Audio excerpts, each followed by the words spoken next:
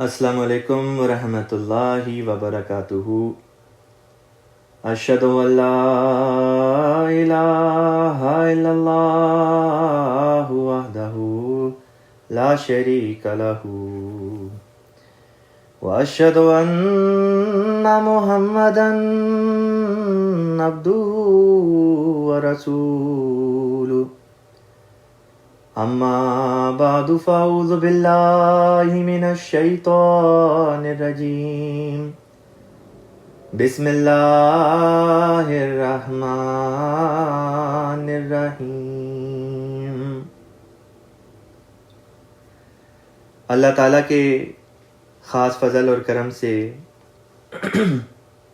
سورہ الاعراف کا مضمون جاری ہے۔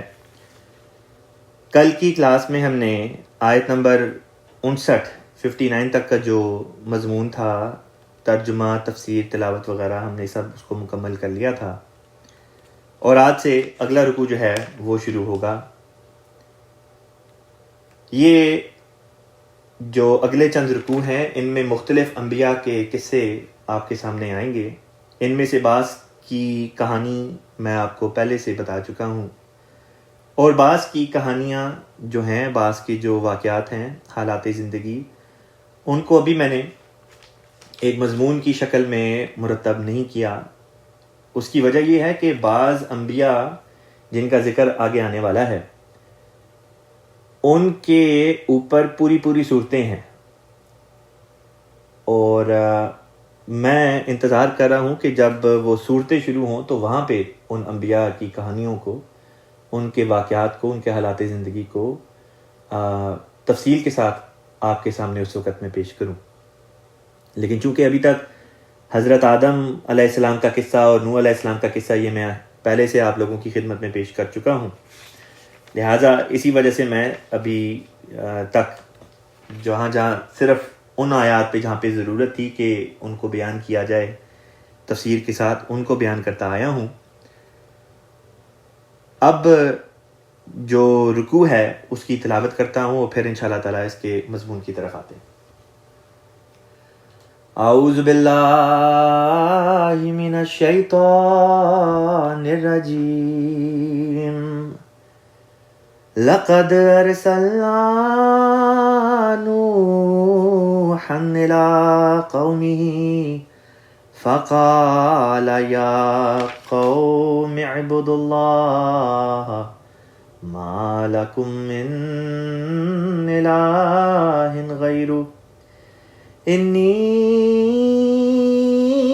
اخاف علیکم عذاب یوم عظیم۔ قال الملأ من قومه انا لنراك في ضلال مبين۔ قال یا قوم لیس بی ضلالۃ ولکنی رسول من رب العالمین، ابلغکم رسالات ربی وانصح لکم وأعلم من اللہ ما لا تعلمون۔ أَوَعَجِبْتُمْ أَنْ جَاءَكُمْ ذِكْرٌ مِّن رَّبِّكُمْ عَلَى رَجُلٍ مِّنْكُمْ لِيُنذِرَكُمْ وَلِتَتَّقُوا وَلَعَلَّكُمْ تُرْحَمُونَ۔ فَكَذَّبُوهُ فَأَنجَيْنَاهُ وَالَّذِينَ مَعَهُ فِي الْفُلْكِ وَأَغْرَقْنَا الَّذِينَ كَذَّبُوا بِآيَاتِنَا إِنَّهُمْ كَانُوا قَوْمًا عَمِينَ۔ یہاں اس رکوع کی تلاوت مکمل ہوئی۔ اب اس کی پہلی آیت کی طرف چلتے ہیں۔ اس کی پہلی آیت، آیت نمبر 60۔ اللہ تعالیٰ بیان فرماتا ہے، لقد یقیناً، ارسلنا ہم نے بھیجا، یہ جو لفظ ہے ارسلنا، یہ رے سین لام رسالہ سے نکلا ہے، جس کا مطلب ہوتا ہے بھیجنا. رسول کہتے ہیں اس کو جس کو بھیجا جائے، مرسل بھی جس کو بھیجا جائے اسے کہا جاتا ہے. مرسل سین کے نیچے اگر زیر ڈال دیں تو مراد ہوتی ہے بھیجنے والا. تو اللہ تعالیٰ فرماتا ہے لقد ارسلنا، یقیناً ہم نے بھیجا نوحن، نوح کو، الا قومی ہی، الا طرف قومی ہی اس کی قوم، یعنی یقیناً ہم نے نوح کو اس کی قوم کی طرف بھیجا. فقالا، تو اس نے کہا، یا قومی، اے میری قوم، اے میرے لوگوں، اعبدوا اللہ، عبادت کرو اللہ کی، اللہ کے بندے بنو. اب یہ جو اعبدو فرمایا کہ عبادت کرو، عربی زبان میں یہ لفظ عین بے دال عبد سے نکلا ہے. عبد کہتے ہیں عربی زبان میں غلام کو، بندے کو. عبادت کا لفظ بھی اسی سے نکلا، عبادت جسے کہتے ہیں. عابد کا لفظ عبادت کرنے والا، وہ بھی اسی سے نکلا. حضرت مسیح موعود علیہ الصلوۃ والسلام نے لفظ عبادت پر بحث کرتے ہوئے اپنی تفسیر میں ایک جگہ لکھا کہ عرب میں محاورہ مشہور ہے مور معبد، جس کا مطلب ہوتا ہے کہ سرمے کو بالکل باریک کر کے آنکھوں میں ڈالنا، بالکل باریک کر لیا. تو مور معبد کا مطلب ہوتا ہے کہ سرمے کو بالکل باریک کر لیا، کہ اس میں کسی قسم کا کوئی جو اٹھان ہے وہ باقی نہ رہے، کوئی ذرا ایسا نہ رہے جو باقیوں کی نسبت اٹھا ہوا ہو، بلکہ بالکل سمودھ ہو جائے، بالکل زمین سے مل جائے. اس میں یہ نکتہ ہے کہ انسان کو اللہ تعالیٰ نے جو پیدا کیا، اس کی پیدائش کی ایک غرض یہ بیان کی لیعبدونی، کہ وہ میرا بندہ بنے. تو اللہ کا بندہ بننے سے کیا مراد ہے، یا اللہ کی عبادت کرنے سے کیا مراد ہے؟ وہ یہ مراد ہے کہ ہم اپنے نفس کو خدا تعالیٰ کی خاطر خدا کے آگے اس طرح کر دیں جس طرح سرمے کو بالکل پیس دیا جاتا ہے، بالکل باریک کر دیا جاتا ہے. کسی انسان میں تکبر کی برائی ہوتی ہے، نمازیں بھی پڑھتا ہے، تہجد بھی پڑھتا ہے، قرآن کی تلاوت بھی کرتا ہے، صدقہ خیرات بھی کرتا ہے، حج بھی کرتا ہے، تمام نیکیوں میں حصہ لیتا ہے، لیکن تکبر کرتا ہے. وہ تکبر وہ ایک دانہ ہے جو اس کو سرمے کی طرح بالکل زمین کے ساتھ لگا نہیں دیتا. اس لیے اس کو چاہیے کہ اس تکبر کے دانے کو بالکل پیس ڈالے. بعض ہوتے ہیں ساری نیکیاں کرتے ہیں، نماز میں سستی دکھاتے ہیں، ان کو چاہیے کہ اپنی اس سستی کے یہ جو ابھار ہے اس کو بالکل زمین کے ساتھ ملا دیں.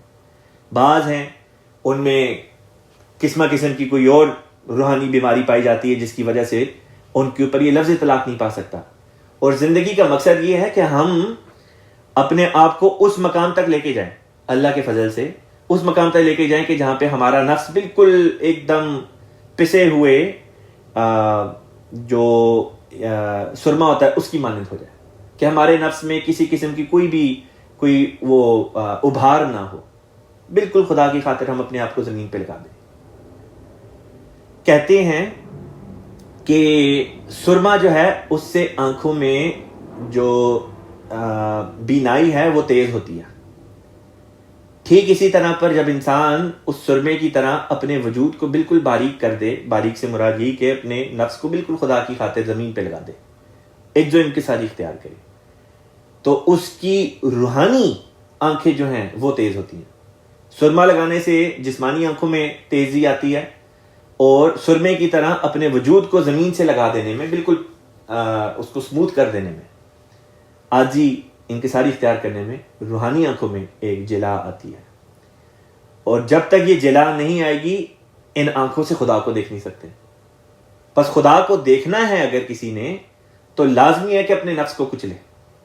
نفس کو کچلیں گے تو وہ آنکھیں نصیب ہوں گی جن کے ذریعے سے اللہ کو دیکھا جا سکتا ہے. ورنہ اللہ تعالیٰ کو جسمانی آنکھوں سے تو کوئی نہیں دیکھ سکتا. جسمانی آنکھوں سے اللہ کو اس لیے نہیں دیکھ سکتے کیونکہ اللہ تعالیٰ کا جسم نہیں. جس چیز کا جسم نہیں ہوتا اس کو انسان جسمانی آنکھوں سے دیکھ بھی نہیں سکتا. بس اگر کسی ایسی چیز کو دیکھنا ہے جو جسم نہیں رکھتی تو لازمی یہ بات اس کے اوپر منتج ہوگی کہ ہمیں وہ حواس پیدا کرنے پڑیں گے، وہ حس پیدا کرنی پڑے گی جس کے ذریعے سے ہم خدا کو دیکھ سکیں، خدا کو محسوس کر سکیں. قرآن پاک میں ایک آیت ہے جس میں اللہ تعالیٰ فرماتا ہے کہ من ہوا فی ہذہ الاعمی فہو فی الآخرۃ اعمی، کہ وہ جو اس دنیا میں اندھا ہے وہ اگلے جہاں میں بھی اندھا ہوگا. اب یہ مراد نہیں کہ جو اس دنیا میں جسمانی طور پہ اندھا ہے وہ اگلے جہاں میں بھی اندھا ہوگا. مراد یہ ہے جو اس دنیا میں وہ آنکھیں پیدا نہیں کر سکا، اپنے نفس کو کچل کر، اپنی انانیت کو مٹا کر، جو روحانی آنکھیں اس دنیا میں پیدا نہیں کر سکا وہ اگلے جہاں میں اندھا ہوگا. جو اس جہاں میں روحانی اندھا ہے وہ اگلے جہاں میں جسمانی اندھا ہوگا. سوچے، غور کریں یہ کیا بات ہے. حضرت مسیح موعود علیہ السلام اور حضرت مسلم موعود رضی اللہ تعالیٰ عنہ دونوں نے یہ بات بیان کی کہ جو اس دنیا میں روحانی طور پر اندھا ہے وہ اگلے جہاں میں جسمانی طور پر اندھا اٹھے گا. اسے خدا دکھائی نہیں دے گا، وہ دیکھ نہیں سکے گا، اور خود سوچے کہ کیا ایک اذیت ہوگی. بابا گرو نانک رحمہ اللہ جو کہ ایک مسلمان صوفی بزرگ گزرے ہیں جو سکھوں کے ہاں ایک بہت بڑا مقام رکھتے ہیں، انہوں نے گرو گرنتھ میں اسی آیت کی ایک دفعہ پنجابی گرمکھی میں تفسیر یوں بیان کی. وہ کہتے ہیں کہ جنہا درشن ات انہا درشن ات، جنہا اتنا درشن انہا اتنا ات. مطلب یہ تھا جنہ درشن ات، جن کو اس دنیا میں درشن خدا کے نصیب ہو جائے، جن کو خدا اس دنیا میں نصیب ہو جائے دیکھنا، انہا درشن ات، انہی کو اگلے جہاں میں بھی اللہ تعالیٰ دیکھنا نصیب ہوگا. جنہا اتنا درشن، جن کو یہاں پہ خدا کی دید نصیب نہ ہوئی، انہا اتنا ات، نہ انہیں یہاں خدا کی دید ملی نہ انہیں اگلے جہاں میں خدا کو دیکھنا نصیب ہوگا. پس خدا کو اگر دیکھنا ہے تو اس کے دیکھنے کے لیے آنکھیں چاہیے، روحانی آنکھیں، اور وہ ہر بندہ پیدا کر سکتا ہے. محنت کرے، محنت کر کے اپنے آپ کو اس مقام پہ لے جائے کہ جہاں پہ انسان کی کوشش ختم ہو جاتی ہے اور وہاں سے آگے پھر اللہ تعالیٰ کا فیض شروع ہوتا ہے، اور وہاں سے پھر اللہ تعالیٰ اپنے فیض کے نتیجے میں وہ آنکھیں عطا کر دے. جیسے کہ وہ خود فرماتا ہے وَهُوَ يُدْرِكُ الْأَبْصَارَ، وہ آنکھوں تک پہنچتا ہے. بس جب وہ روحانی آنکھیں ہمیں عطا کر دے گا تو خود بخود وہ ہماری ان روحانی آنکھوں تک پہنچ بھی جائے گا. بس یہ ایک ایسا آزمودہ فارمولہ ہے جو مسیح موعود علیہ الصلوۃ والسلام نے ہمیں بیان کیا، ہمیں دیا، اور فرمایا کہ کیا کوئی ہے جو اس فارمولے کو بھی آزمائے اور خدا تعالیٰ کو دیکھ لے. آپ نے ایک مقام پر فرمایا اگر کوئی خدا کو دیکھنا چاہتا ہے تو ہمارے پاس آئے، ہم اسے خدا دکھاتے ہیں. خدا کے نبیوں اور خلفاء کے پاس جا کے رہنے میں بھی یہ فائدہ ہوتا ہے کہ انسان کی روحانیت بڑھتی ہے اور انسان کی روحانی آنکھیں ڈیولپ ہوتی ہیں اور ان میں ایک تیزی آتی ہے جس کے نتیجے میں انسان خدا کو دیکھ سکتا ہے. اسی لیے مسیح موعود علیہ الصلوۃ والسلام نے بارہا اپنی تصانیف میں اپنی جماعت کے ممبران کو مخاطب کر کے فرمایا کہ جتنا موقع ملے آؤ اور آ کے ہمارے پاس قادیان میں رہو. اب اللہ کے فضل سے خلافت کا دور چل رہا ہے، خلافت خامسہ کا مبارک دور. ہمیں کوشش کرنی چاہیے جب جب حالات بہتر ہوں، ہمیں کوشش کرنی چاہیے کہ ہم جائیں، جتنا وقت ہو خلیفہ وقت کی خدمت میں گزاریں، ان کے پیچھے نمازیں پڑھیں، حضور کی جو مجالس ہوں ان میں بیٹھیں اور ملاقات کریں، ملاقات کے ذریعے سے فائدہ اٹھائیں. جتنا زیادہ ہو سکے حضور کے قرب سے فائدہ اٹھانے کی کوشش کریں. اور جب اس جسمانی قرب سے فائدہ اٹھانے کا سامان نہ ہو تب MTA کے ذریعے سے ہمیں چاہیے کہ اس قرب سے حضور کا قرب حاصل کرنے کی کوشش کریں. کیونکہ اس کے نتیجے میں ہماری وہ روحانی آنکھیں ڈیولپ ہوں گی جن کے ذریعے میں پھر آخر کار ہمیں اللہ تعالیٰ کی دید نصیب ہوگی انشاءاللہ تعالیٰ. مضمون کو آگے لے کے چلتے ہیں. اللہ تعالیٰ فرماتا ہے ما لکم، ما نہیں، لکم تمہارے لیے، من الہن، الہ کہتے ہیں معبود، من سے، غیرہ اس کے سوا. مراد یہ ہے کہ پس اللہ کے سوا تمہارے لیے کوئی معبود نہیں. یہ الفاظ ہیں جو حضرت نوح علیہ السلام نے اپنی قوم کو مخاطب کر کے فرمایا انی، یقیناً میں، اخاف، خوف کرتا ہوں، علیکم تم پر، عذاب یوم عظیم، عذاب کا، یوم عظیم ایک بہت بڑے دن. بالفاظ دیگر مطلب یہ بنا کہ یقیناً میں تم پر ایک بڑے دن کے عذاب سے ڈرتا ہوں. قال الملأ، قال کہا الملأ سرداروں نے، من قومی ہی ان کی قوم میں سے، انا یقیناً ہم، لنرا ضرور دیکھتے ہیں، کا تجھے، فی ضلال مبین، مبین کا مطلب ہے کھلی کھلی، ضلال کہتے ہیں گمراہی کو، فی مطلب میں، کہ یقیناً ہم تو تجھے کھلی کھلی گمراہی میں دیکھتے ہیں۔ یہاں پہ ایک لفظ آیا ہے الملأ، جس کا ترجمہ کیا گیا ہے سرداران، سردار۔ حضرت خلیفۃ المسیح اول رضی اللہ تعالی عنہ نے اپنی تفسیر قرآن، جسے حقائق الفرقان کہتے ہیں، اس میں نوٹ میں فرمایا کہ ملأ سے مراد وہ لوگ ہیں جن کی بات دل پر گہرا اثر کرے اور روب پڑ جائے، ایسے لوگ جن کی بات دل پر اثر کرتی ہے اور روب پڑ جاتا ہے۔ پھر فرماتے ہیں دنیا میں 4 قسم کے لوگ ہیں، علماء یعنی عالم لوگ، صاحب علم جو ہیں، پھر فرمایا فقراء یعنی فقیر لوگ، پھر فرمایا امراء یعنی امیر لوگ جو امیر ہوتے ہیں اور صاحب طاقت ہوتے ہیں، پھر فرمایا عوام، چوتھی ہیں عوام یعنی عام لوگ، پھر فرماتے ہیں یہ سب امراء کے ماتحت ہوتے ہیں، سب کے سب لوگ جو ہیں چاہے علماء میں سے ہوں، فقراء میں سے ہوں، امراء میں سے ہوں یا عوام میں سے ہوں، ہوتے امراء کے ماتحت ہیں۔ پھر فرمایا اور یہی انبیاء کا مخالف گروہ ہے، انبیاء کی مخالفت کرنے والے امراء کا گروہ جو ہوتا ہے وہ ہوا کرتا ہے۔ اب آگے چلتے ہیں مضمون کو لے کے۔ قالا، اس نے کہا، یعنی کہ نوح علیہ السلام نے کہا، یا قومی، اے میری قوم، لیسا نہیں، بی میں، ضلالتن میں گمراہی میں نہیں، ولیکنی بلکہ میں تو، لیکن میں تو ہوں، رسول ہوں، من رب العالمین تمام جہانوں کے پالنے والے رب کی طرف سے، میں تو ایک رسول ہوں۔ ابلغکم کا مطلب ہوتا ہے ابلغ، میں پہنچاتا ہوں، تبلیغ کرتا ہوں، کم تم کو، رسالاتی، یہ رسالہ کا جمع ہے، رسالہ کا مطلب ہوتا ہے پیغام، رسالات پیغامات، یعنی ایک پیغام نہیں آ رہا، پیغام پر پیغام آ رہے ہیں، یعنی اللہ تعالیٰ کی طرف سے بار بار مختلف نوعیت کے پیغام آ رہے ہیں، میں وہ پہنچاتا ہوں تمہیں، رسالاتی ربی، میرے رب کے پیغامات، اور انصحو میں نصیحت کرتا ہوں، لکم تمہیں، وَأَعْلَمُ اور میں جانتا ہوں، من اللہ اللہ کی طرف سے، یعنی میں وہ بات جانتا ہوں اللہ کی طرف سے، ما جو لا تعلمون تم نہیں جانتے، میں اللہ سے وہ علم حاصل کرتا ہوں جو تم نہیں جانتے۔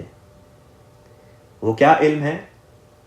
اس میں غیب کی خبریں جس کو ہم پیشن گوئیاں وغیرہ کہتے ہیں، اسی طرح وہ تعلیم جو انسان کو خدا تک لے جائے، یعنی روحانی امور، خدا تعالیٰ کی طرف سے خدا تک پہنچنے کے راستے وغیرہ۔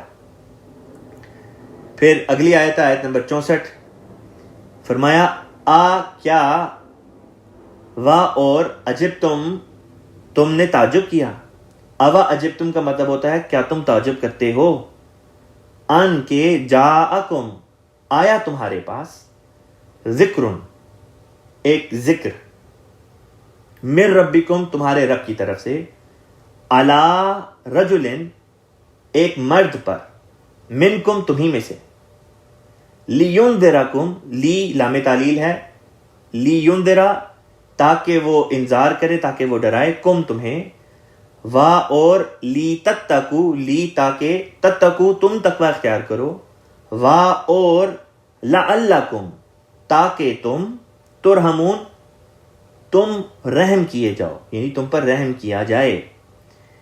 یہاں پہ حضرت نوح علیہ السلام نے اپنے آنے کی 3 اغراض بیان کی۔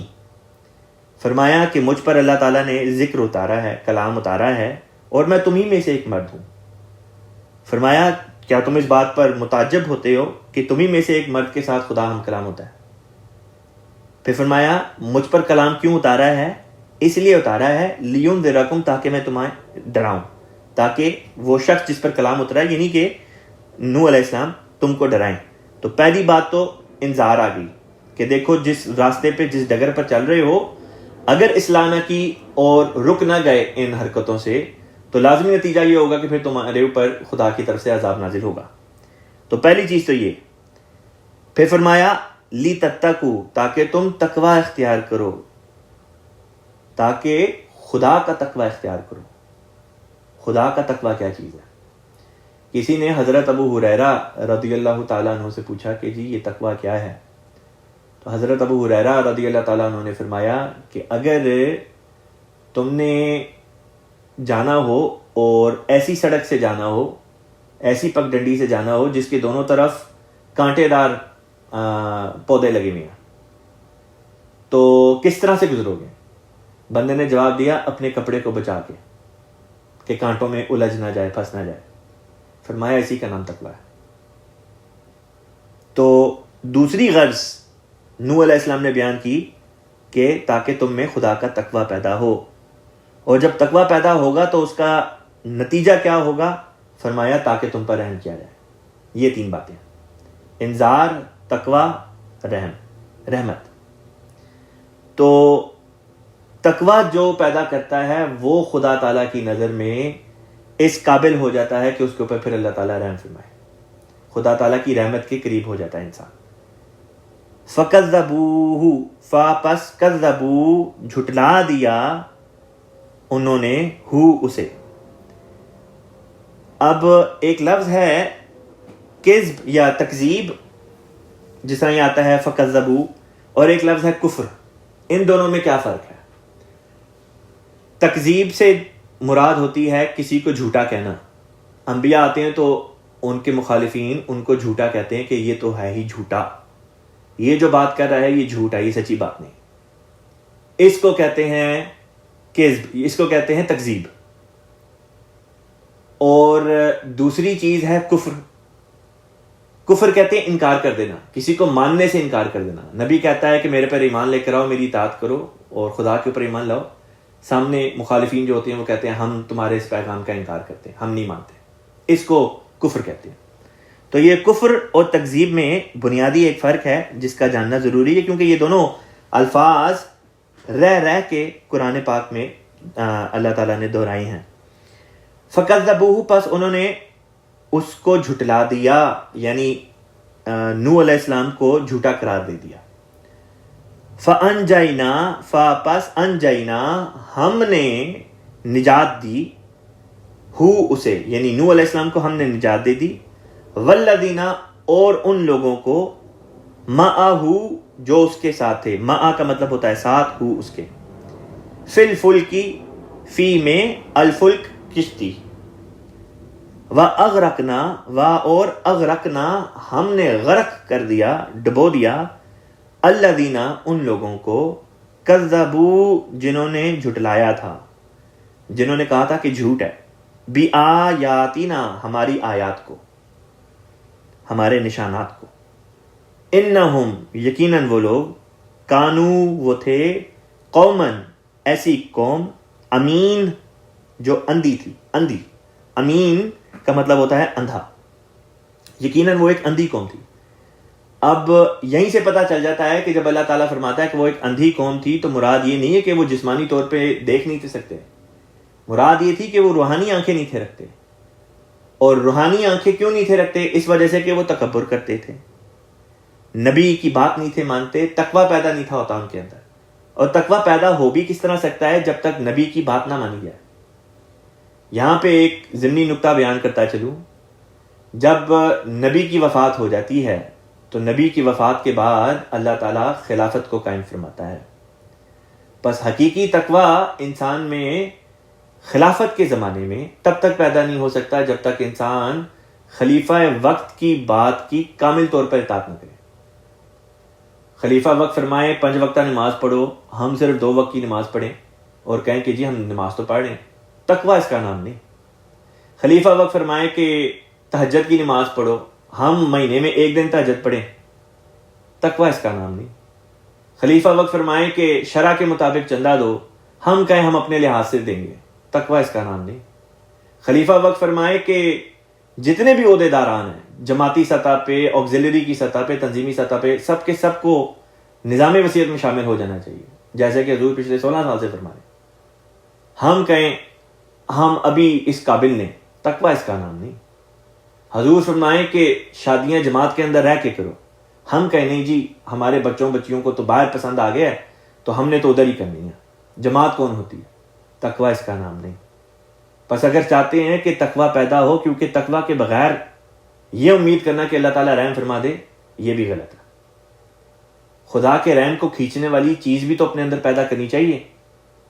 ایک انسان ہے وہ گناہ پہ گناہ کرتا رہے اور کہ نہیں اللہ تعالیٰ تو بخش ہی دے گا، میں گناہ کرتا رہتا ہوں، کوئی بات نہیں، ایسے شخص کے لیے کہیں پہ یہ نہیں آتا کہ اللہ تعالیٰ اس کو معاف کر دے گا۔ ہاں ایسا شخص جو غلطی کرتا ہے، گناہ اس سے ہو گیا ہے، لیکن وہ خالصتاً توبہ کرتا ہے، اپنے اندر تقویٰ پیدا کرنے کی کوشش کرتا ہے، اس کے بارے میں اللہ تعالیٰ نے یہ فرمایا کہ میں اسے معاف کر دوں گا۔ ایک شخص کا واقعہ حدیث میں آتا ہے، اس نے 99 قتل کیے ہوئے تھے یا 98 قتل کیے ہوئے تھے، بڑا مشہور واقعہ۔ اس نے اتنے قتل کیے ہوئے تھے، اس نے ایک جا کے پادری سے پوچھا کہ بتاؤ جی میں نے اتنے قتل کیے ہیں، کیا میں اگر توبہ کروں توبہ قبول ہوگی؟ پادری نے کہا نہیں ہوگی، تم بہت بڑے گنہگار ہو۔ اس نے اس کو بھی مار دیا۔ کسی اور جگہ گیا، کہا گیا کہ جی فلاں جگہ جاؤ۔ جب وہ وہاں پہ پہنچا، وہاں کے کسی اور مذہب کے بزرگ سے پوچھا، اس نے بھی اسی قسم کا جواب دیا، اس نے اس کو بھی مار دیا، 100 قتل پورے کر لیے۔ پھر کسی نے اس کو کہا کہ اگر تم توبہ کی بات کر رہے ہو تو تم فلاں شہر جاؤ، وہاں پہ نیک لوگ ہیں، شاید وہاں پہ تمہاری توبہ قبول ہو جائے۔ اس نے نیت کی کہ میں فلاں شہر جاؤں تاکہ میری توبہ قبول ہو جائے، میں گناہ کرنے سے رک جاؤں۔ راستے میں اس کو موت آ گئی۔ بڑا مشہور واقعہ، میں زیادہ ڈیٹیل میں نہیں بتاتا، بتانے کی غرض صرف اتنی تھی کہ انسان توبہ بھی تو کرے، توبہ کرے نہ اور گناہ پہ گناہ کیے چلا جائے، اس کا نام تو تقویٰ نہیں ہو سکتا۔ اور نہ ہی ایسے شخص کے بارے میں یہ فتویٰ دیا جا سکتا ہے کہ ہاں جی اللہ تعالیٰ لازمی اس کو بخش دے گا۔ اللہ چاہے تو اللہ پھر بھی بخش سکتا ہے، اللہ چاہے تو اللہ تعالیٰ پھر بھی بخش سکتا ہے، لیکن وہ صرف اللہ تعالیٰ کے علم میں، ہمارے علم میں تو نہیں۔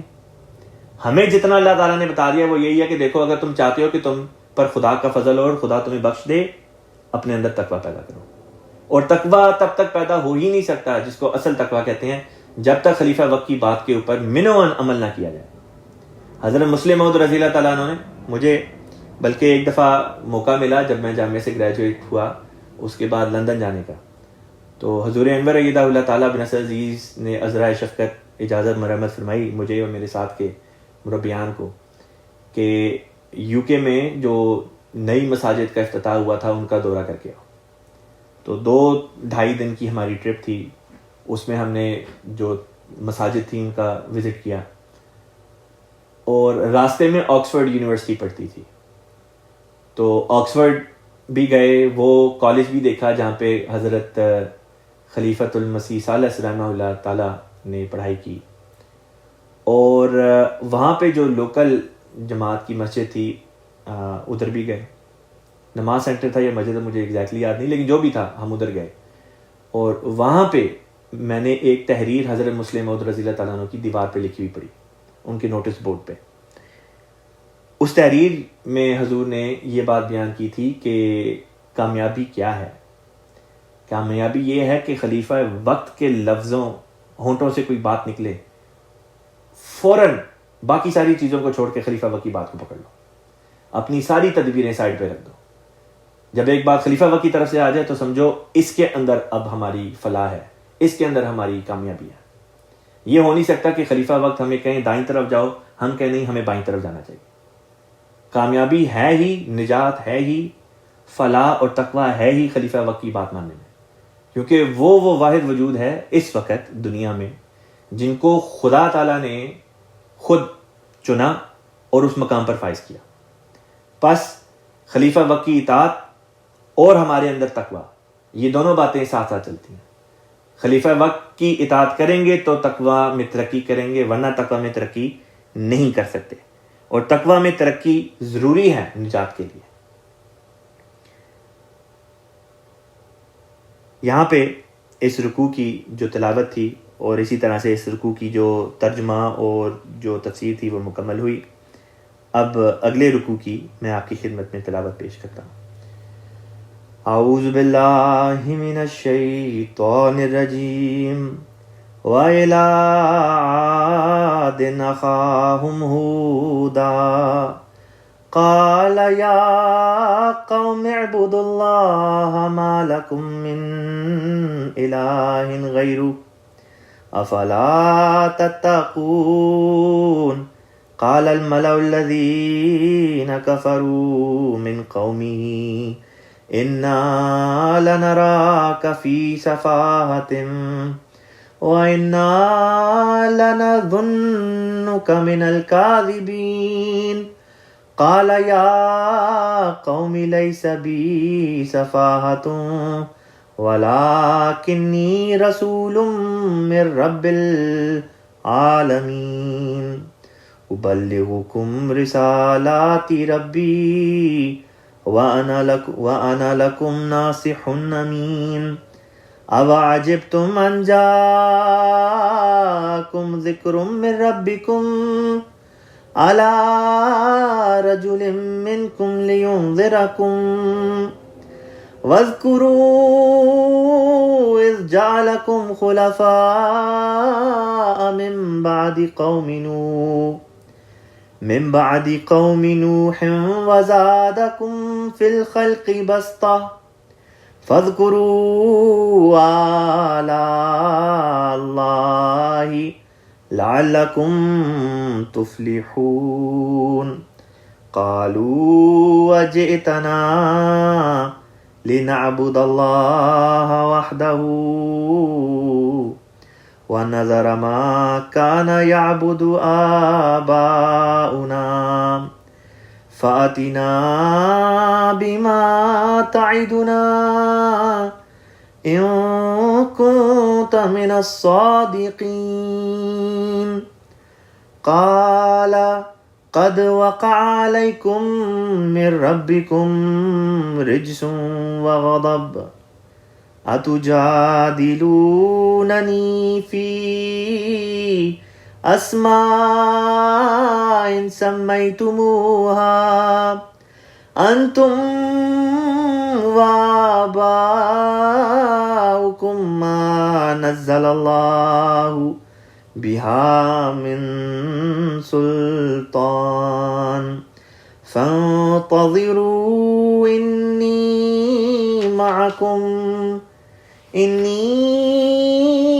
مَعَكُمْ مِنَ الْمُنْتَظِرِينَ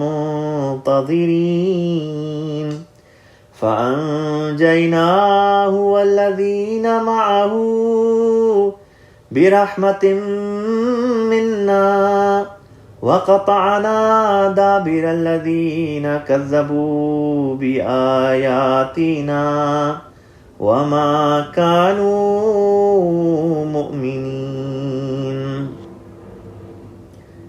الحمدللہ اس رکوع کی بھی جو تلاوت تھی وہ مکمل ہوئی۔ اب اس رکوع کی اول آیت کی طرف چلتے ہیں جو آیت نمبر 66 ہے۔ اللہ تعالیٰ اس رکوع میں حضرت ہود علیہ السلام کا قصہ جو ہے اور ان کی قوم کے حالات ان کو بیان فرماتا ہے۔ اللہ تعالیٰ فرماتا ہے وَإِلَىٰ عَادٍ، اور عاد کی طرف، اخاہم ان کے بھائی، ہود کو۔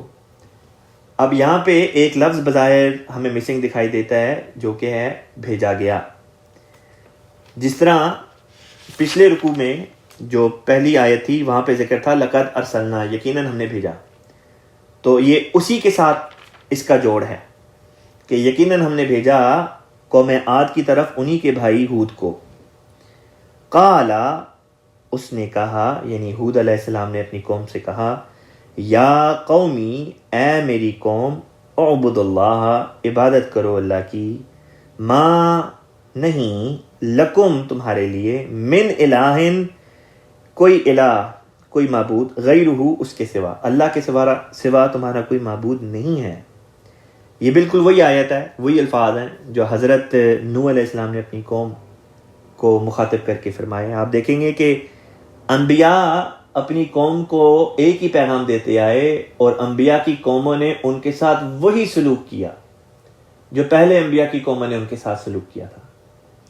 بس جب ہود علیہ السلام آئے تو ان کی قوم کو بھی ہود علیہ السلام نے وہی پیغام دیا جو آپ سے پہلے نوح علیہ السلام نے اپنی قوم کو پیغام دیا تھا۔ حضرت خلیفہ اول رضی اللہ تعالیٰ عنہ فرماتے ہیں کہ جتنے بھی انبیاء ہیں سب کی بنیادی طور پہ تعلیم یہی ہے جو اللہ تعالیٰ نے بیان کی کہ اعبدوا اللہ ما لکم من الہ غیرہ، کہ ایک اللہ کی عبادت کرو کیونکہ اس کے سوا تمہارا اور کوئی معبود نہیں۔ حضور فرماتے ہیں کہ دیکھو فلسفیوں میں یہ بات نہیں، ایک فلسفی جو ہوتا ہے وہ ایک بات کرتا ہے، دوسرا فلسفی اٹھ کے کوئی اور بات کر دیتا ہے۔ انبیاء میں یہ بات نہیں پائی جاتی، انبیاء اس کے مخالف دکھائی دیتا ہے۔ انبیاء میں یہ بات دکھائی دیتی ہے کہ ہر نبی جو خدا کا آتا ہے ایک ہی پیغام ان کا لے کر آتا ہے، سب کے پیغام میں یہی بات مشترک ہوتی ہے کہ دیکھو ایک خدا کی عبادت کرو، وہ اللہ ہے، اس کے سوا کوئی معبود نہیں۔ افلا الف جو ہے، الف کے اوپر فتح آئی، اس کا مطلب ہوتا ہے کیا؟ فا پس، لا نہیں، تتقون تم تقوی اختیار کرتے، تو کیا پس تم تقوی اختیار نہیں کرو گے، یہ اس کا مطلب بنتا ہے۔ قال الملأ، قال کہا، الملأ، ملأ وہی سردار والا لفظ ہے، سرداروں نے کہا، اللہ دینا جنہوں نے، کفروا انکار کیا، من قومی ہی اس کی قوم میں سے، انا یقیناً ہم، لنرا ضرور دیکھتے ہیں، کا تجھے، فی سفاہتن، سفاہتن کا مطلب ہوتا ہے بے وقوفی، سفیہ کہتے ہیں بے وقوف کو، سفاہتن بے وقوفی۔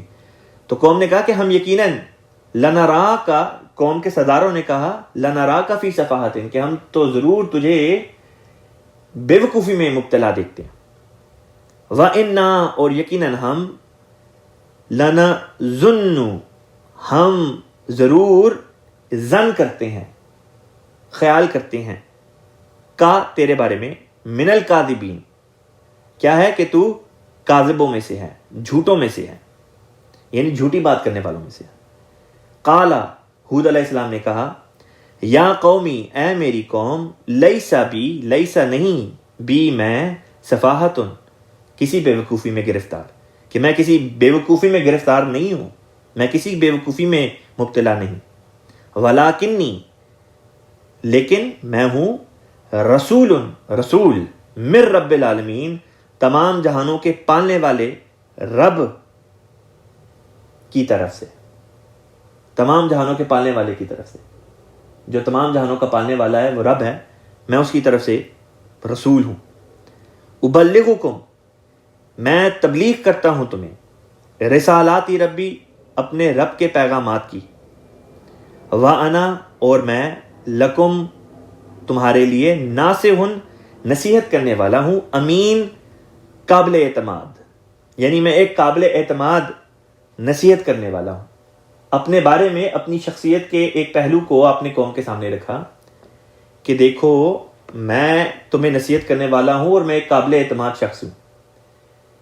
ایک انسان اپنے بارے میں تب تک کسی کے سامنے بطور اس بات کو دلیل کے پیش نہیں کر سکتا جب تک پہلے سے وہ قوم میں بطور ایک صاحب اعتماد شخص کے طور پہ مشہور نہ ہو۔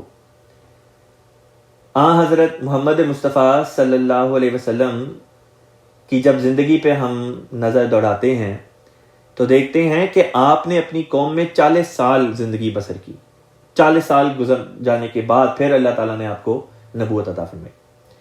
وہ 40 سالہ زندگی آپ کی قوم کے لیے ایک نشان تھی۔ آپ کی نبوت سے پہلے کے واقعات پتہ چلتا ہے کہ آپ کی قوم کے لوگ جو بعد میں آپ کے شدید ترین مخالف ہوئے، کیا ابو جہل، کیا ابو سفیان، کیا دوسرے، وہ سب اس بات کے قائل تھے کہ آپ کا کیریکٹر، آپ کا وجود، آپ کی بات، آپ کی سیرت بہت اعلیٰ درجے کی۔ وہ آپ کو پہلے سے صادق اور امین کے القاب سے یاد کیا کرتے تھے۔ جب رسول پاک صلی اللہ علیہ وسلم کہیں لوگوں کو دکھائی دیتے تو کہتے وہ دیکھو وہ آ رہا ہے صادق، وہ آ رہا ہے امین، کہ وہ آ رہا ہے سچا انسان۔ کسی نے سچ کو دیکھنا ہو تو مجسم سچ وہ چلتا آ رہا ہے، کسی نے دیانتداری کو دیکھنا ہو تو وہ دیکھو وہ صاحب اعتماد شخص ہمارا چلتا آ رہا ہے۔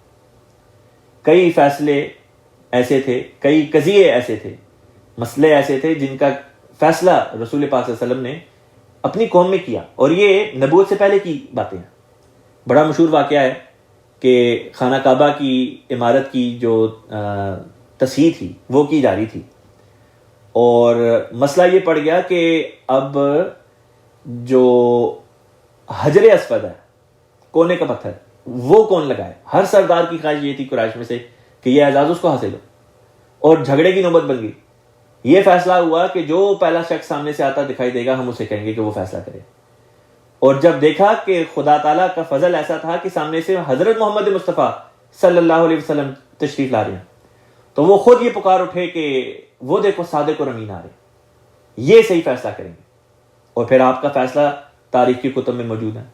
آپ نے فرمایا ایک چادر لاؤ, اس کے اوپر حجر اسود کو رکھو, اور 4 سردار تھے, فرمایا ہر سردار ایک ایک کونے کو پکڑ لے, اور وہ اس کو لے کے کونے تک لے کے جائیں, اور وہاں سے پھر حجر اسود کو اٹھا کے میں خود اس کونے کی جگہ پہ نصب کر دوں گا جہاں پہ وہ اپنا سب ہے. تو قوم میں نبی کا کردار پہلے سے بطور جب تک امین کے مشہور اور معروف نہ ہو, وہ اپنے وجود کو بطور دلیل کے پیش کر ہی نہیں سکتا. اس بات کی طرف اللہ تعالیٰ نے قرآن پاک میں یوں بھی اشارہ فرمایا فقط لبثت فیکم عمرا من قبلی افلا تعقلون, کہ دیکھو ہوش کے ناخن لو, میں تم میں ایک لمبا عرصہ رہتا آیا ہوں, میری زندگی کا ایک بہت بڑا عرصہ تمہارے درمیان گزرا ہے. تم جانتے ہو کہ میں نے اپنی زندگی میں کبھی جھوٹ نہیں بولا, تم جانتے ہو کہ ہر امانت کا میں نے پاس رکھا, بس کیسے ہو سکتا ہے کہ آج میں تم سے جھوٹ بولنے لگ جاؤں. یہی علماء جو حضرت مسیح موعود علیہ الصلوۃ والسلام کی مخالفت کرتے رہے آپ کی زندگی میں, آپ کی دعویٰ کرنے سے پہلے آپ کے گن گایا کرتے تھے, آپ کی تعریفیں گایا کرتے تھے, اور کہتے تھے, مثلا مولوی محمد حسین بٹالوی کہا کرتا تھا, اس نے ایک رسالہ لکھا, اشاعت و سنہ اس کا رسالہ چھپا کرتا تھا, اس میں اس نے لکھا کہ اسلام کی پچھلی 13-14 صدیوں میں ایسی خدمت اور کسی انسان نے کی ہی نہیں جیسی کہ حضرت مرزا غلام احمد قادیانی علیہ الصلوۃ والسلام نے براہین انبیاء لکھ کے کی ہے. علماء جو اس خطے کے تھے آپ کے بارے میں یہ رائے رکھتے تھے کہ یہ ایک صاحب امین, سچا انسان ہے, قابل اعتماد انسان ہے.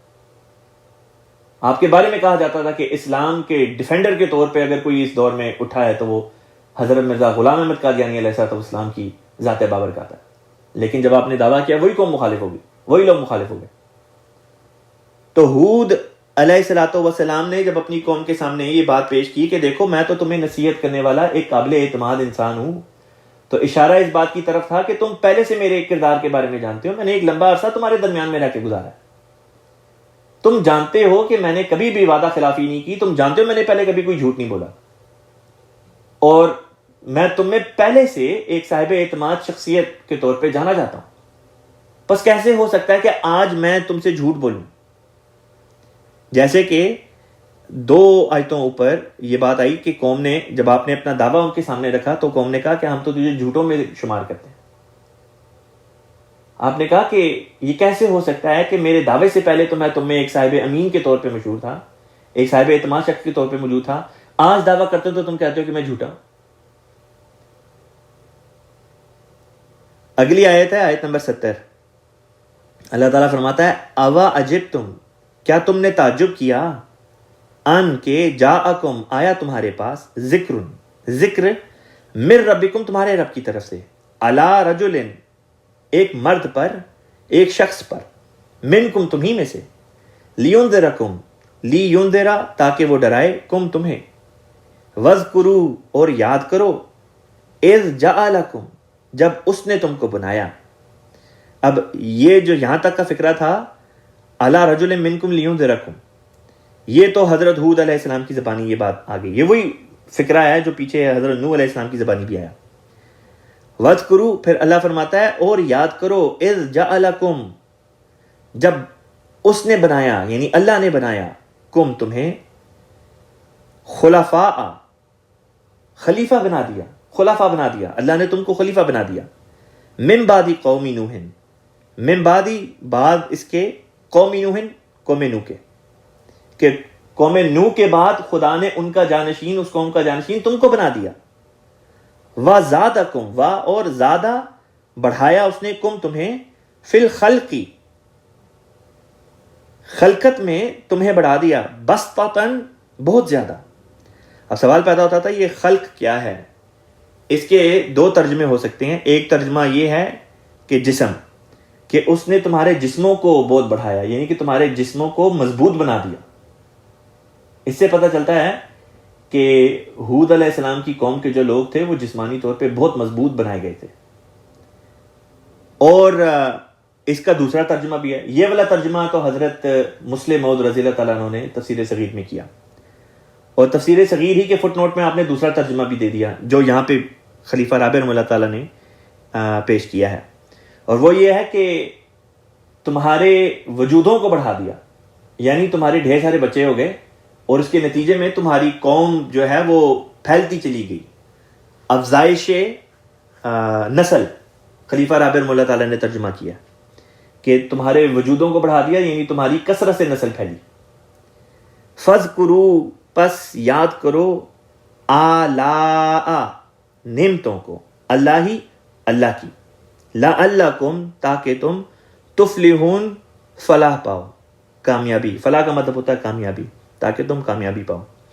یہاں پہ کامیابی حاصل کرنے کا ایک اور گر بتا دیا. وہ گر یہ ہے کہ اگر کامیابی حاصل کرنی ہے تو اللہ تعالیٰ کی نعمتوں کو یاد کرو کہ اللہ نے تم پہ نعمتیں کی، اور اس کا شکر بجا لاؤ. گویا کہ جو شکر کا مضمون ہے اس کی طرف یہاں پہ ہماری توجہ کو اللہ تعالیٰ پھیر رہا ہے کہ دیکھو، اگر تم فلاح حاصل کرنا چاہتے ہو، کامیابی حاصل کرنا چاہتے ہو، تو خدا تعالیٰ کی نعمتوں کا شکر کرو. یہ وہی مضمون ہے جو اللہ تعالیٰ نے ایک اور مقام پہ اس طرح کھولا کہ لَإِن شَكَرْتُمْ لَأَزِيدَنَّكُمْ، کہ اگر تم شکر کرو گے تو میں تمہیں اور زیادہ دوں گا. بس یہ جو اور زیادہ کا مضمون ہے، مثلا اگر کوئی چاہتا ہے کہ اس کے رزق میں فراوانی ہو، اس کا رزق بڑھے، تو لازمی ہے کہ وہ اپنے رزق کے اوپر خدا کا شکر ادا کرے. خدا کا شکر ادا رزق میں کس طرح کیا جاتا ہے؟ ایک تو یہ کہ انسان کہے کہ الحمدللہ مجھے رزق اللہ نے عطا کیا، اور دوسرا یہ کہ اس کے رزق میں دوسروں کو بھی شامل کر لے جو اس کو خدا نے دیا تھا. اپنے دسترخوان پہ دوسروں کو بھی لے آئے، غرباء کو بھی لے آئے. یہ ہے خدا تعالیٰ کے رزق کا شکر ادا کرنا. ٹھیک اسی طرح جب انسان کو اللہ تعالیٰ دولت دیتا ہے تو انسان سب سے پہلے اس بات پہ شکر ادا کرتا ہے کہ اللہ تعالیٰ نے دی ہے، میرے اپنے کسی عمل کا نتیجہ نہیں. میرے تو عمل ویسی ناقص ہیں، ٹوٹے پھوٹے ہیں، ان سے کیا ہونا تھا اگر اللہ کا فضل نہ ہوتا. بس اللہ نے فضل کیا، اللہ تعالیٰ نے یہ نعمت عطا کی، یہ پہلا شکر. دوسرا شکر یہ کہ اس میں پھر خدا کے بندوں کا حصہ، خدا کے غرباء جو ہیں، غریب بندے جو ہیں، ان کے لیے نظام جماعت انبیاء میں باقاعدہ چندے کا جو نظام ہے وہ اسی غرض سے رکھا گیا. زکوٰۃ کا ایک لفظ اللہ تعالیٰ نے قرآن میں بتایا. زکوٰۃ کا مطلب ہوتا ہے پاکیزگی. تو ہم کہتے ہیں کہ دیکھو خدا کی راہ میں مال خرچ کرو گے تو تمہارا مال پاک ہوگا، پاک ہونے کے نتیجے میں بڑھے گا. اور یہ بات ہماری نہیں، یہ بات خدا کی ہے جس نے قرآن پاک کو نازل کیا. بعض لوگ کہتے ہیں کہ جی آپ ہر وقت چندے کی باتیں کرتے ہیں، چندہ چندہ چندہ، آپ نے تو بس ایک رٹ لگائی ہوئی ہے. حالانکہ ہمارا جواب یہ ہوتا ہے کہ رٹ ہماری نہیں، رٹ تو خدا کی ہے. بات تو خدا تعالیٰ کر رہا ہے. ہم کون ہوتے ہیں؟ ہماری بساط کیا، ہماری حیثیت کیا، ہماری اوقات کیا؟ ہم نے تو وہی بات کرنی ہے جو خدا تعالیٰ نے اپنے پیارے نبی محمد مصطفیٰ صلی اللہ علیہ وسلم کے اوپر نازل فرما دی. قرآن میں جا بجا اللہ تعالیٰ نے اس مضمون کو دہرایا. چونکہ اللہ تعالیٰ اس مضمون کو دہراتا ہے، لہٰذا میں بھی مجبور ہوں کہ میں بھی بار بار اس مضمون کو آپ کی خدمت میں پیش کروں. کیا پتہ کوئی ایک ایسا دل تو ہو جس میں کوئی کمزوری ہو اور وہ اس نصیحت سے فائدہ اٹھا لے. فذکر ان نفعت الذکر، کہ نصیحت کرتے چلے جاؤ، کیا پتہ کوئی ایسا وقت آئے کہ وہ نصیحت اثر کر ہی جائے. آگے چلتے ہیں، آیت نمبر 71 ہے. قالو، انہوں نے کہا، یعنی ہود علیہ السلام کی قوم نے کہا، کیا جئتا، تو آیا ہے، نا ہمارے پاس، کیا تو آیا ہے ہمارے پاس، لی نعبدا، تاکہ نعبدا، ہم عبادت کریں، اللہ کی، وحدہ، ایک اسی کی، یعنی ایک اللہ ہی کی عبادت کریں. اور نظرہ کا مطلب ہوتا ہے چھوڑ دیں. ماں جو کانا تھا یا ہے، یعبدو، ماں کانا یعبدو کا مطلب ہوتا ہے جس کی عبادت کیا کرتے تھے. کانا یعبدو عبادت کیا کرتے تھے، آباؤنا ہمارے آباء و اجداد. مفہوم یہ بنتا ہے کہ انہوں نے کہا کیا تو اس لیے ہمارے پاس آیا ہے کہ ہم صرف ایک اللہ ہی کی عبادت کریں اور ان کو چھوڑ دیں جن کی ہمارے آباء و اجداد عبادت کیا کرتے تھے. فَأَتِنَا، فا کا مطلب ہوتا ہے پس، اِئْتِنَا یہ فعل امر ہے، اس کا مطلب ہوتا ہے لیا، لیا ہمارے پاس. فَأَتِنَا اِئْتِی کا مطلب ہوتا ہے لیا، نا نون الف آخر پہ آئے تو مراد ہے ہم. فَأَتِنَا پس لیا ہمارے پاس، بما وہ جو، تعیدو تو وعدہ کرتا ہے، نا ہم سے، ان اگر، کنتا من الصادقین تو سچوں میں سے ہے، کنتا تو ہے، من الصادقین سچوں میں سے. پس ہمارے پاس وہ لیا جس سے تو ہمیں ڈراتا ہے اگر تو سچوں میں سے ہے. تعیدنا کا مطلب حضور نے یہاں پہ وعید کا لیا ہے. وعید کہتے ہیں ایسے وعدے کو جس میں سزا کا وعدہ دیا گیا ہو. تو حضور نے یہاں پہ وعید کا ترجمہ کیا ہے. اگلی آیت، آیت نمبر 72، اللہ تعالیٰ فرماتا ہے قالا، اس نے کہا، یعنی ہود علیہ السلام نے جواباً کہا، قد یقیناً، وقع واجب ہو گیا، علیکم تمہارے اوپر، من ربکم تمہارے رب کی طرف سے، رجسن ناپاکی، یعنی تمہارے اس رد عمل کے نتیجے میں اب اللہ کی طرف سے تمہارے اوپر ناپاکی کا فتویٰ واجب ہو گیا، یعنی کہ تم بحیثیت قوم ناپاک ہو گئے ہو. وغضب، وا اور غضبن، غضب کہتے ہیں غصہ، یا غضب کا مطلب ہوتا ہے خدا کا جو، خدا کی طرف، خدا کا جو غصہ ہوتا ہے وہ مراد ہے. تو مراد یہ تھی کہ تمہارے اس قسم کے رد عمل کے نتیجے میں ایک تو یہ کہ تم اب ناپاک ٹھہرا دیے گئے ہو، اور دوسرا یہ کہ اب خدا کا غضب تمہارے اوپر بھڑکے گا. کیا تجادلونا تم جھگڑتے ہو، نی میرے ساتھ، فی اسمائن، فی میں اسمائن ناموں، یعنی کیا تم میرے سے ایسے ناموں کے بارے میں جھگڑتے ہو، سمیتمو، ہاں سمیتمو، سمیتمو کا مطلب ہوتا ہے تم نے وہ رکھے نام. سمئی جو ہے یہ اسم سے نکلا ہے، اسم جس طرح ہم کہتے ہیں نا بسم اللہ میں جس طرح اسم آتا ہے، اسم کا مطلب ہے نام. سمیتمو تم نے نام رکھے، ہاں وہ، انتم تم، و آباؤکم اور تمہارے آباء و اجداد. با محاورہ ترجمہ یوں ہوگا، کیا تم مجھ سے ایسے ناموں کے بارے میں جھگڑتے ہو جو تم نے اور تمہارے باپ دادا نے گھڑ لیے ہیں، یعنی تم نے اور تمہارے باپ دادا نے رکھے ہیں.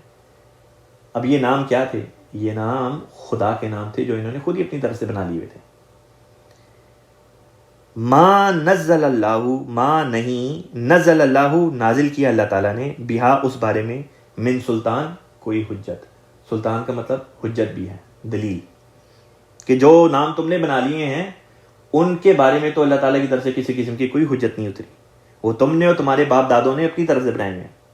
فانتظروا پس انتظار کرو، انی یقیناً میں، معکم تمہارے ساتھ، من المنتظرین انتظار کرنے والوں میں سے ہوں.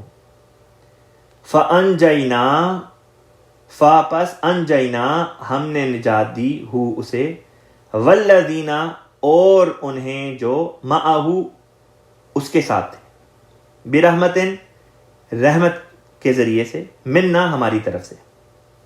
نجات کس طرح دی؟ اپنی رحمت کے ذریعے سے. وقطعنا، وا اور قطعنا ہم نے کاٹ ڈالا، قطع کر دیا، کاٹ دیا. انگریزی کا لفظ کٹ کرنا جو ہوتا ہے نا، CUT کٹ، وہ اسی قطع سے نکلا عربی کے. وقطعنا اور کاٹ دیا ہم نے، دابرا، دابر کہتے ہیں جڑ کو، دابر الذین، الذین ان کی جو، کذبوا جنہوں نے جھٹلایا، جنہوں نے کہا کہ جھوٹ ہے، بیااتینا ہماری نشانہ، ہماری آیات کو، یا یہ کہ ہمارے نشانات کو. وما کانو، وما اور نہیں، کانو وہ تھے، مومنین ایمان والے، اور وہ ایمان والے نہیں تھے. یہاں پہ اللہ تعالیٰ کے فضل سے جو یہ رکوع ہے، یہ رکوع یہاں پہ ختم ہوتا ہے.